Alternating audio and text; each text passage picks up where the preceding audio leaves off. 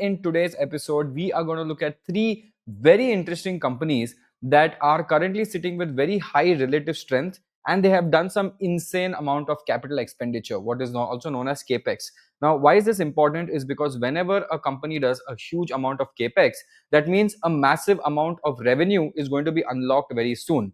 Now, what is Capex? It basically means that you are going and investing in a manufacturing plant, setting it up, constructing it, getting all the plant and machinery ready, and then the manufacturing plant is basically ready. But then for that plant, you have to hire people upfront, which will cause your margins to go down. But then when that plant starts working, it slowly goes up like 10%, 20%, 30% utilization, eventually goes up to the maximum utilization of maybe 75, 80%, right? But till then, there is a huge unlocking that happens. Now, the real game that people should be smart enough to play is when you invest, when the capex is happening but the revenue has not hit the company yet. Like if a company has done massive asset allocation and increased their plants and manufacturing, but the revenue has not yet come for that company, that means these are some companies that are in that gold mine territory. Obviously there is a lot of risk as well. What is the risk? Execution risk. What if they don't do the plant properly? What if they do the plant for a particular product but that product becomes bad, the margins of that product goes on? So those risks are there. But our job today is to look at it deeply, and we will understand three good companies.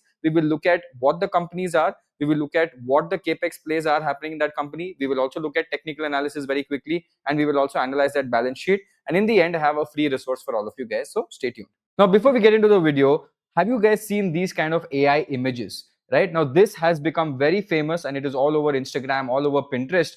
But most people don't realize that these images are not just images, they're actually an opportunity, because this isn't just a simple art generator, but it was actually done by generative AI. Now, generative AI obviously is one of the most advanced things that is taking over our entire life today. Whether you're a coder or not a coder, degree or no degree, generative AI does not care at all. Right now, obviously, most of us are consuming this trend and we have been sharing it. Even I've shared it in the past with my own thing. But this is also a massive money making opportunity. Why? Because if you look at the world of AI and if you look at the job market today, most of them are shifting towards people who know AI. People are hiring people who know about agentic AI. They're hiring people who are, what is that, prompt engineering. These are the kind of people that are getting hired. Now, if you want to learn more and if you are someone who's interested in learning AI for completely free, then there is this AI crash course, which usually costs around 15,000 rupees, but you can go look at it completely free. It is only for the first 1,500 people in the audience. The link is in the description below and in the pinned comments, and you can go and check this out. Basically, this teaches you everything about data analysis, personal branding, Excel sheets, content creation, business strategies. With the help of AI, you can transform every single thing that you do in your day-to-day life. And AI currently is something that a lot of people are using, and it is considered to be in the top 5% of whatever you do. So if you guys are interested in this and you want to learn more, the link is in the description. You can learn a lot about this and you can upskill yourself as well. Okay, now coming back to the video. Now let's look at the top three capex plays that are going on over here, right? The first company that we're going to look at is a company called Deepak Fertilizers. Now, Deepak Fertilizers is again a very, very, very interesting company, because if you look at it, it is in the chemical and fertilizers play, and it has been there in India for more than 40 years. And they have basically three verticals. One is called mining business, where they do technical ammonium nitrate, or also called as TAN. Then they have the crop nutrition business, and then they have the industrial chemical business. And they currently have 6 manufacturing sites. Now, obviously, this is a very prominent player in the space, and a lot of people have heard about this company. Now, if you do the revenue breakup, you will see that industrial chemicals, which is here, has 44% of the revenue. Second is the mining TAN business at 34%, and crop nutrition is currently at 21% revenue, right? Now, this basically manufactures high and low density ammonium nitrate for the mining and infrastructure. This is basically a mining business. So whenever they find new mines, right, this is something that actually becomes very interesting for them. And yes, they have 40% domestic market share in this, and it is India's only solid TAN manufacturer. Coming to the crop nutrition, it's around 21% of their revenue. They're one of the largest bentonite sulfur manufacturer in India, with a brand called Mahadan. Coming to the industrial chemical side, which is their biggest revenue base, they currently produce nitric acid, IPA, which is also known as isopropyl alcohol. Now, this is something that has recently had an impact with China. Methanol and liquid CO2. They're also the largest nitric acid manufacturer in Southeast Asia, and also a major player in the isopropyl alcohol market, right? So IPA is something that is also getting very interesting, because all the pharma solvents are also now using electronic grade IPA. So this is again coming to be a very interesting place. Now, coming to the Capex and what are the key growth drivers. Now, for every business person or everyone who's investing in the stock market, you should not only look at the P&L. We have to look at Capex and understand where will this company go in the future. Now, if you look at this company, they have a capex program of 4,500 crores. Okay, now that includes a TAN project at Gopalpur, then they have a nitric acid project in Dahej, and they also have a nitric acid project in and concentrated nitric acid project coming up as well. But here they have 4,500 crores of capex coming into the picture. They have also expected commissioning of growth projects in second half of FY26. That means these projects have not yet come back into the revenue, but the money and assets have all been front loaded. That means the revenue will slowly start kicking in, not even slowly actually, the revenue will start kicking in quite drastically towards the end of the FY26 year, right? Now, as of Q3 FY25, approximately 1,300 crores of the 4,500 crores has already been spent. The remaining capex is going around at 3,200 crores. Now, total capex for Deepak for the first 9 years was around 700 to 800 crores. That means a huge amount of capex has been put in, and the revenue calculation has yet to come inside. Now, there is also something known as operating leverage. Now, whenever you're investing in a company, you have to look at two things. One, is the company already operating at highest margins or lowest margins? Let me give you an example. If you look at Indigo today, they're operating at the highest margins. Why? Because the fuel cost is low, their capacity is at the highest right now. So they're literally sitting at its peak. So if you invest today and tomorrow the volume goes down of the travelers, or if the oil price goes up, then their margins will start coming down. The share price will start coming down. Same with Bharti Airtel as well, highest margins. So we would like a company where the margins are only like 7-8%, but can they expand from 7-8% to maybe 14-15%? Now, obviously, the company has achieved high capacity utilization across its businesses, ranging from 85 to 95%. That also suggests that increased volumes are going to come from their existing business. Now, sales can either come from selling more, which is basically your volume, and increasing your margin at the same time. So if I sell 100 rupees ka, I sell more volumes of 500 rupees at the same price, then obviously my sales go up, my net profit goes up, my margin goes up. All of this can come when these plants come into production.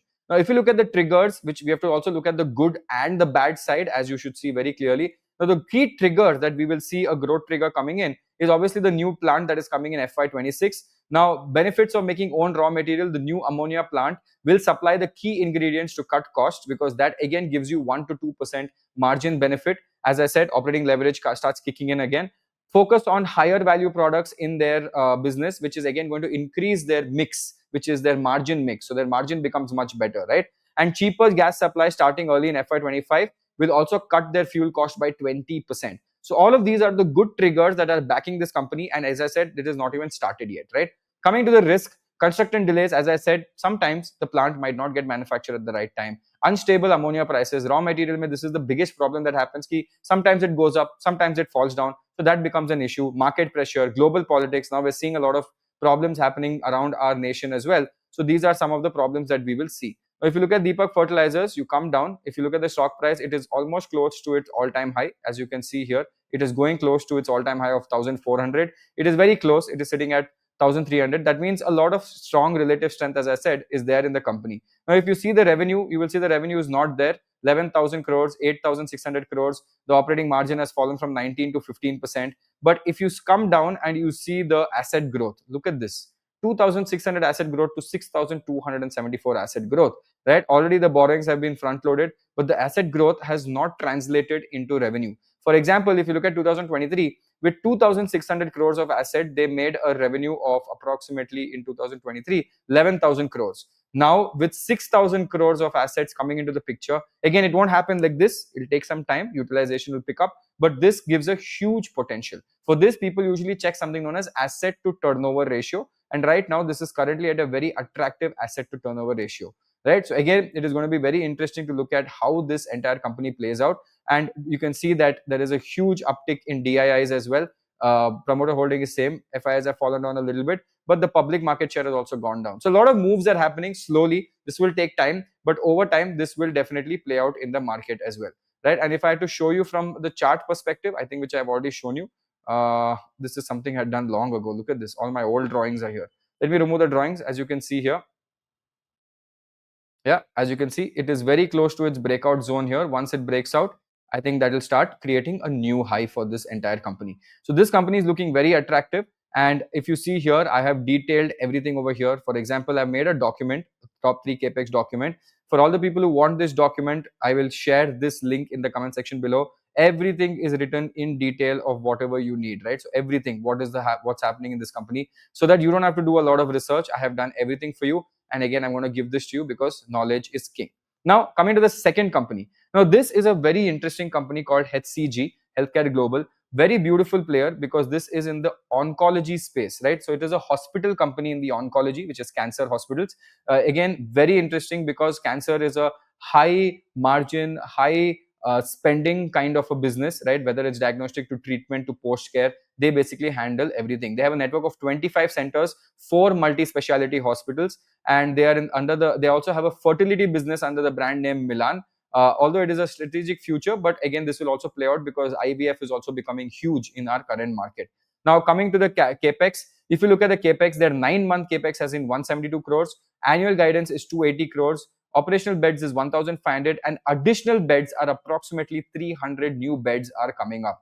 Again, which is 20% of their existing capacity. We will see more coming into the picture, 20% more, right? So this is, again, I've put more details here and I will give you all of that where the breakup is.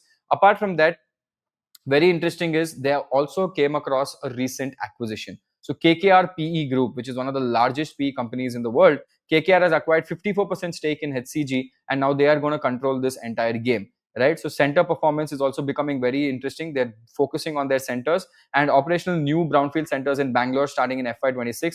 Digital revenues are also growing 114%. This is becoming a very, very, very interesting company to keep your eye out on, right? And again, I have put a detailed analysis of HCG here as well about what's happening where in North Bangalore, where in Whitefield, what is the bed capacity. So all the people who want this document, I will share that document with you as well, right? Now, coming to the next one. If you see the third company,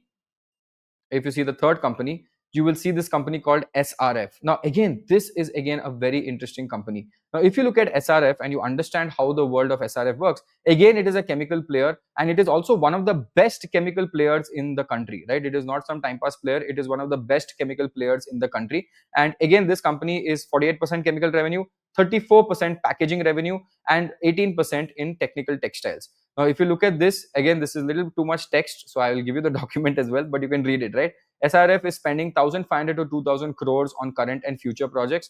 The company has already invested 2,000 crores over the last 6-7 quarters. In the next 5 years, fixed assets have doubled. In the last 5 years, fixed assets have doubled from 6,400 to 13,500 crores, while the sales only grew 1.8 times and profit increased by only 30%. That means a huge amount of capex has been put, and all of this again is coming in the year FY26. Again, this year, these 3 companies will start. Maybe in the year FY27, you will see all the revenue coming into this picture as well, right?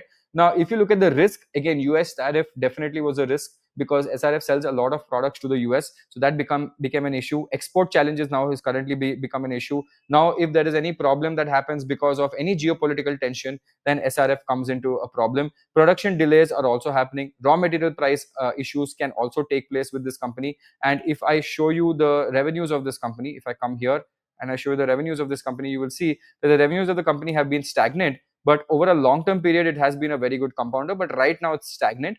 And if you see the fixed assets growth here, you will see that from the last 5 years, it's gone up almost insane, right? Just look at the growth that has happened here.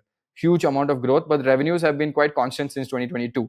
No growth since 2022, but since 2022, the capex has gone from 8,000 to 13,000 crores, which is again a very good indication of something that is about to happen in the future. Still owned very well by all the DIIs, FIs, so no problem here. That is again something, even DIIs have increased stake here. So again, this looks like a very interesting company that one can look at. Now, if I had to show you from a technical angle, sorry, I forgot HCG. So let me show you HCG here. HCG, as you see, is in a beautiful upward trend. It recently gave an all-time high breakout. Now it's come back. But I think over time, this is already started an upward trend because it broke this range. And this is on a weekly chart. So this is already on an upward trend. This looks good. SRF, as you can see, again, this was also in a very multi-year consolidation zone. Now, after this multi-year consolidation zone, it is again attempting the long-term breakout. It has broken out, came back, retested, now trying to break out once again. So again, very interesting things happening at the same time. So if you guys want to understand a little bit more about this, you should definitely read. I will share this document with you guys as well, where I have also put about SRF over here. So I'm going to share this document. And for all the people who want little more information, I do a lot of swing trading as well. So if you want a little more information of what happens, do definitely join the members only community, where here I will now start putting out videos specifically for the member community as well. And I also put out all my swing trading positions, what's happening, all of that on my baby PF. So I have a PF for my son, and I put all the updates of what I'm doing right here. So this is going to be very interesting, and it's a huge knowledge curve for all the people who want to learn a little bit more about finance, right? It's only 199 rupees per month, so that should not be a problem for most of you guys. Awesome. I hope you guys enjoyed this video, and I hope you guys liked this video. And if you did, I know that only 82% of you guys are watching this, do not subscribe to this. So please subscribe to the channel. And if you feel you don't want to subscribe, no problem. At least click on the like button, so I'll be very happy. Awesome, guys. This is me, Shashank Udupa, signing off. I hope you guys enjoyed this. And if you want any more nice video suggestions, please put in the comment section below. As you know, I listen to you guys a lot, and I make videos according to what you want. Okay? Chalo, tata, bye bye, guys. Take care. Be safe.